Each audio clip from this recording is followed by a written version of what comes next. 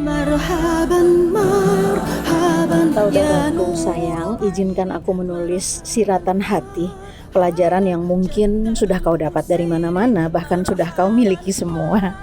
Namun rasa hati bahagiaku memiliki saudara seindah engkau, menuntun hatiku memberikan ini sebagai hadiah, sekaligus rasa syukurku karena memiliki saudara yang mulia sepertimu. Ini sebuah siratan hati ketika di dalam diri kita ada rasa tidak bahagia, rasa gelisah, marah, tidak menentu, sedih, buntu, tak berdaya, rasa gak berguna, bosan, bete, putus harapan, kosong, hampa, lelah, letih, dan berbagai keluh kesah dan kemuraman jiwa.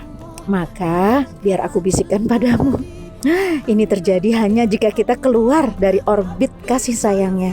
Kasih sayangnya itu selalu tercurah, baik saat kita tunduk atau membangkang, saat kita taat atau abai lalai. Tapi kasih sayangnya yang lebih dari sekedar dia memberikan segala yang saat ini kita miliki dan kita kuasai adalah ketika kita bisa merasakan sejujur-jujurnya bahwa kita ada dalam petunjuknya. Ini menurut aku loh, hingga kita ringan hati melakukan perintah-perintahnya. Hingga kita hanya ingin bersyukur atas apapun yang baik, buruk, kek, nyaman, kek, gak nyaman, kek, dapat bagian atau kehilangan bagian kita, kek, ditinggalin, kek, disisihin, difitnah, didera, dihianati, bahkan disapu bersih. Kita tidak memiliki perasaan kacau, galau, atau bimbang, atau sedih. Nah, kita hanya merasa ini adalah hidup. Ya, hidup adalah aliran masalah yang setiap kita akan sampai pada titik di mana takdir memeluk kita. Dan setiap kita hanya punya satu jalan hidup kita, yakni aliran hidup yang kita sendiri yang harus jalani. Gak bisa diwakili sama siapapun. Kita harus merasakan sepenuh-penuhnya. Gak ada makhluk lain di bumi ini yang bisa kita titipin aliran masalah hidup kita, kecuali mungkin sedikit empati aja.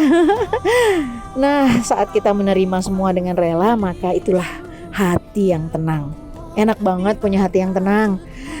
Masya Allah, semua yang Allah perintahkan pada manusia adalah bentuk kasih sayangnya yang amat luas, amat dalam, menjangkau ke hari depan yang amat jauh, yaitu akhirat. Karena itu jika kita merasa dalam diri kita ada yang kita rasakan tidak tenang, tidak nyaman, kok gelisah ya, kok gak enak banget, kok hatiku bergemuruh, kok badanku gak enak, kok aku jadi tegang, aduh aku rasa gak bahagia, cemas, dan seterusnya. Mungkin aku usul padamu agar engkau memperhatikanlah, segerakan memutuskan kembali, melakukan perbaikan pada orbit perintah-perintahnya, membaca Al-Quran dengan maknanya sebisa-bisanya, kembali menetapkan sholat tanpa terburu-buru, pastikan tepat di awal waktu, nikmati bacaan zikir dengan linangan air mata, bertaubat dengan rendah hati dan memohon, meminta, sedekah dengan gembira, nolong apa saja dan siapa saja yang bisa ditolong tanpa minta jasa, pelajari ilmu-ilmu dan percabangannya dalam ilmu agama, ilmu lainnya, mensyukuri kebaikan saudara yang biasa dan sepele sekalipun,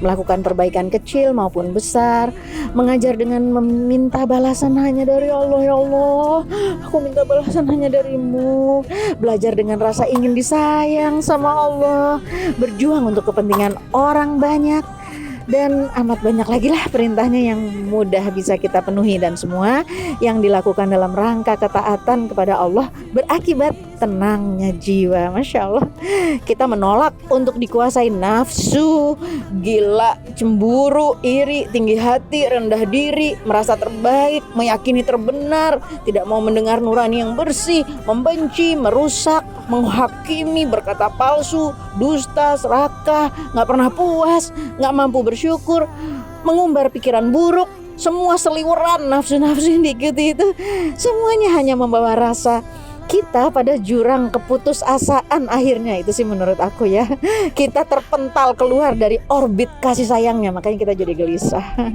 Saudaraku sayang, itu dulu ya, semoga ada kebaikan dalam isi siratan perasaan ini. Salam bersih hati saudaramu.